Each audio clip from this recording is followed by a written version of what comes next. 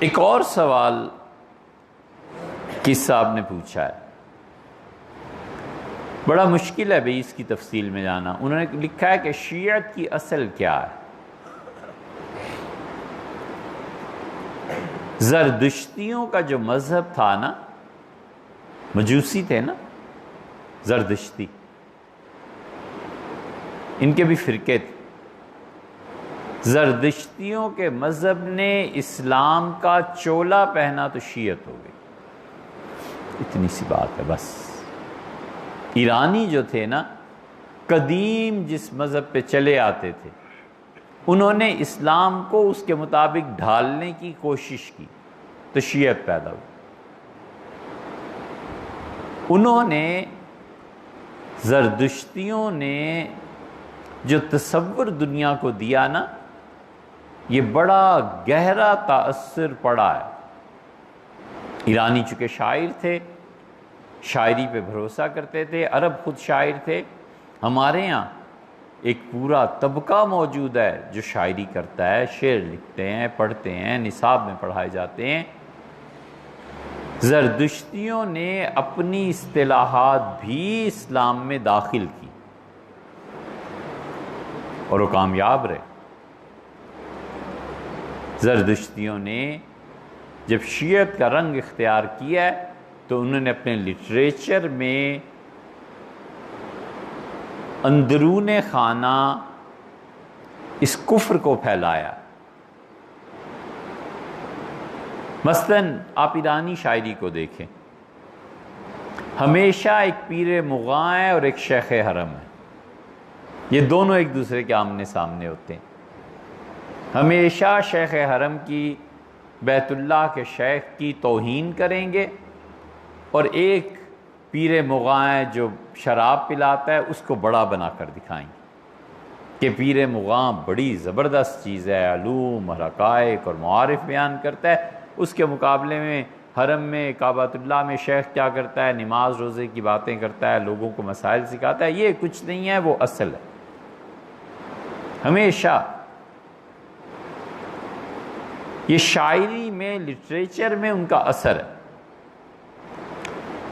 ایک منصب ہے رند کا، اور ایک اس کے مقابلے میں زاہد لے آئیں گے کہ زاہد وہ ہے جو اللہ کی عبادت کرتا ہے، خدا کے خوف کی وجہ سے گناہ سے دور رہتا ہے، اور ایک اس کے مقابلے میں رند لے آئیں گے جو شراب پیتا ہے، شریعت کے حدود کو توڑتا ہے۔ وہ کہتا ہے اس نماز روزے میں کیا رکھا ہے، آؤ میرے ساتھ، میں تمہیں عالم مستی میں خدا کی تجلیات اور نشانیاں دکھاؤں۔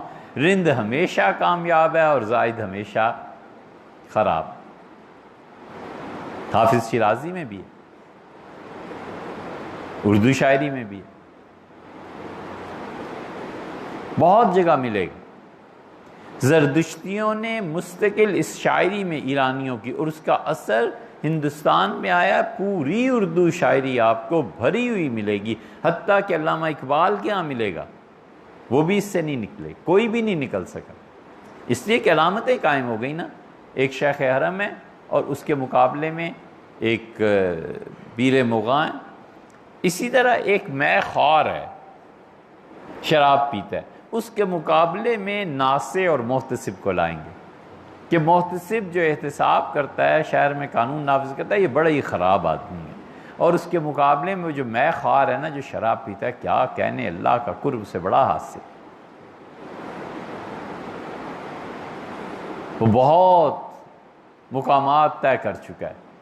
اور ادھر محتسب ہے اور ادھر وہ ہے ناصح ہے، تو ناصح ہر وقت نصیحتیں کرتا رہتا ہے، لیکچر دیتا رہتا ہے، کیا اس کی سننی ہے، چلو باہر کوئی ایک پیالہ پئیں، ایک سوٹا لگائیں، اور پھر اس کے بعد عالم مدہوشی میں چلے جائیں اور خدا کی عبادت کریں۔ یہ اردو شاعری ہے۔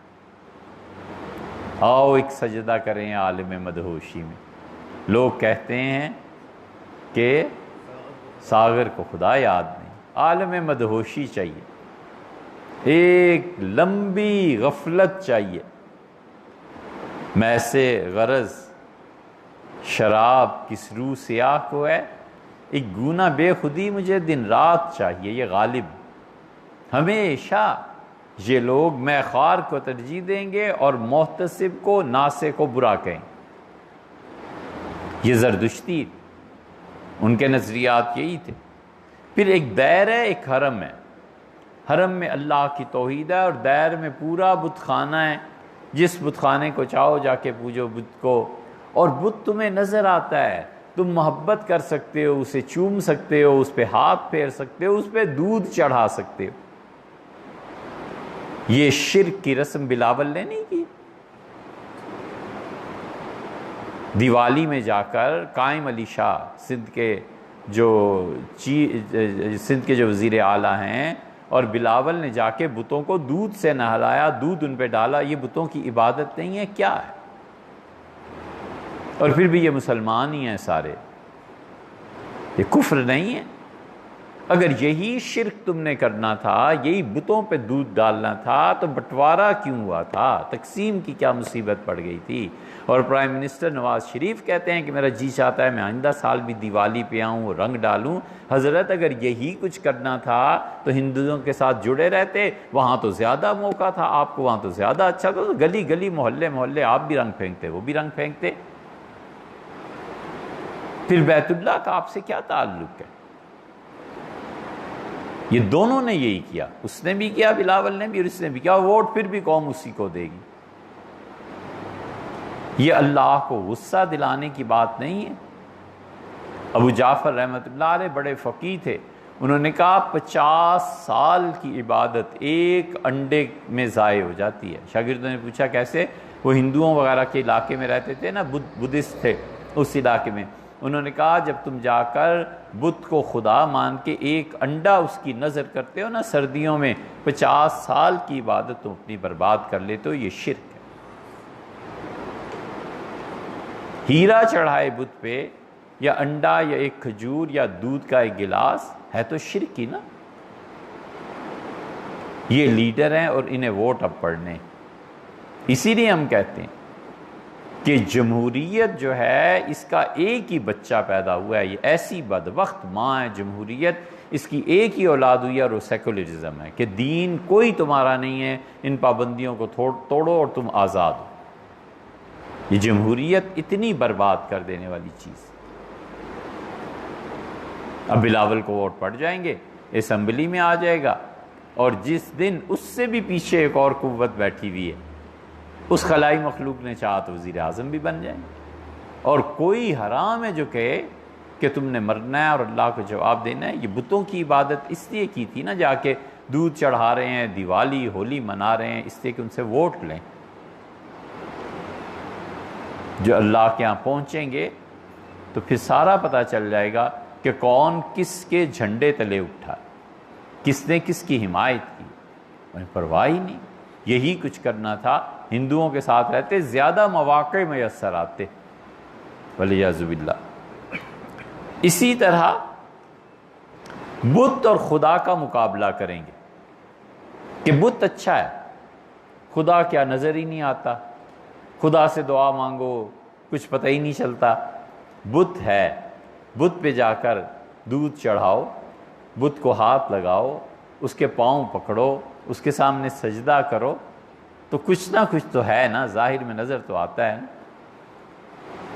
وہاں تو کوئی صورت بھی، یہاں اللہ ہی اللہ ہے۔ سودا کہتے ہیں نا کہ کریے کیا جا کر کعبے میں،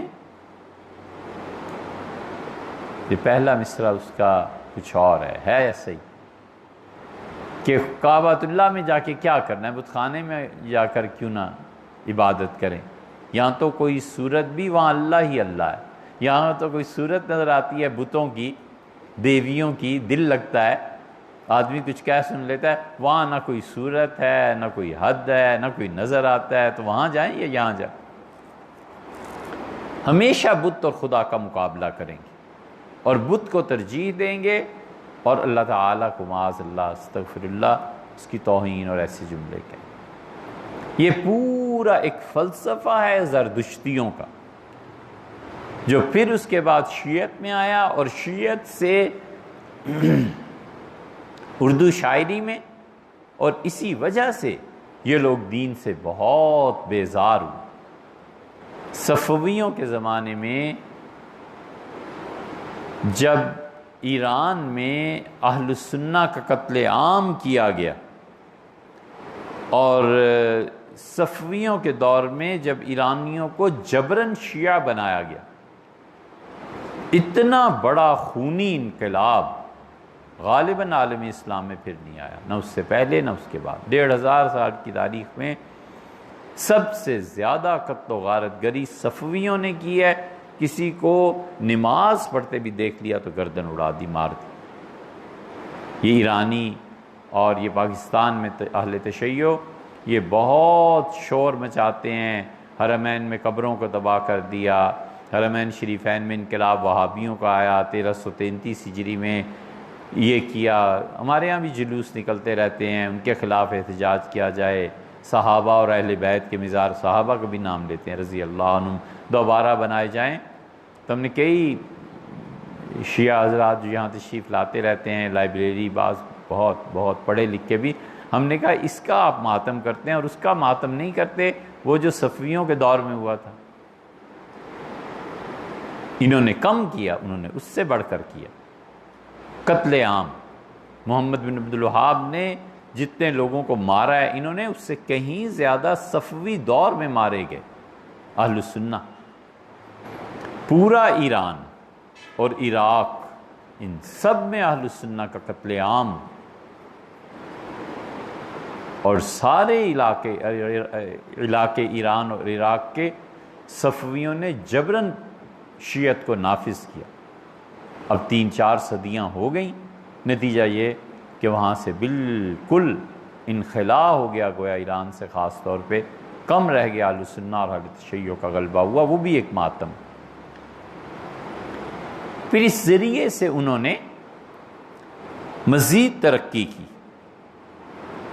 اور ایک رندی اور شریعت کو ایک دوسرے کے مقابلے میں لائے کہ آزادی اچھی ہے، شریعت کی پابندیاں ہیں، مولوی ہر وقت پابندیوں کو بتاتا رہتا ہے، رندی اچھی ہے۔ رندی اور زہد، علامہ اقبال نے بھی نظم لکھی ہے بانگ درا میں۔